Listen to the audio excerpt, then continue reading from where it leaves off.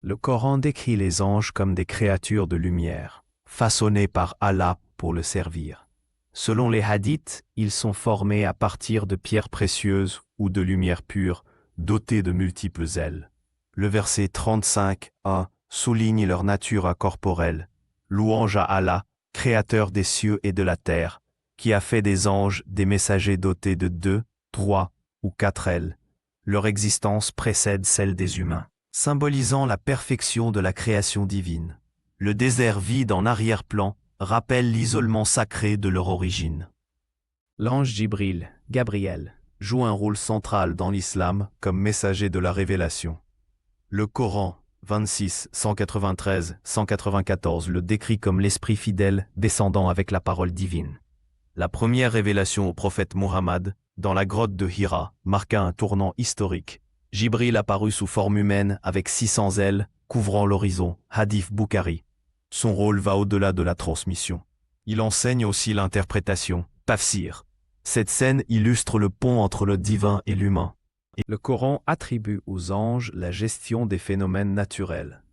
Selon les versets 79a à 5, des anges spécifiques contrôlent les vents, la pluie et les astres. Le hadith Qudsi mentionne que chaque goutte de pluie est guidée par un ange. Les archanges Michael, Michel, supervisent la subsistance, Rizq, tandis qu'Israfil prépare la trompette du jugement. Ces êtres célestes opèrent dans une hiérarchie stricte, reflétant la perfection du système divin. Leur action invisible maintient l'équilibre décrit dans la sourate 21-33. La bataille de Badr, 624 après Jésus-Christ, est un exemple frappant de l'intervention angélique. Le Coran, 324 à 325, mentionne 3000 anges descendus pour soutenir les musulmans. Les hadiths décrivent leurs armures lumineuses et leurs chevaux blancs invisibles. Certains compagnons virent des traces de pas sans porteur ou des coupures mystérieuses chez l'ennemi.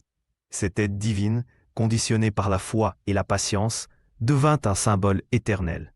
Les anges combattants incarnent la justice divine, comme le rappelle la sourate 8, verset 9. Chaque être humain est accompagné de 2 anges scribes, Kiraman Katibin, notant ses actes pour le jour du jugement.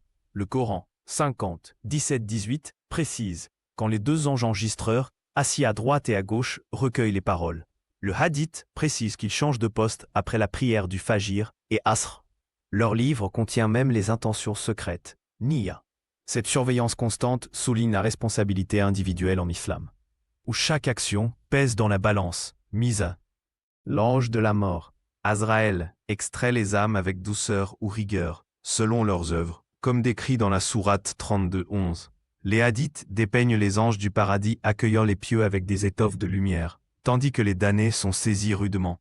Pour les martyrs, Shurada, leur âme réside dans des oiseaux verts près du trône. Cette scène ultime rappelle la temporalité de la vie terrestre et l'éternité de l'au-delà. Thème central du Coran, 57-20. La mort n'est qu'une transition vers la véritable existence.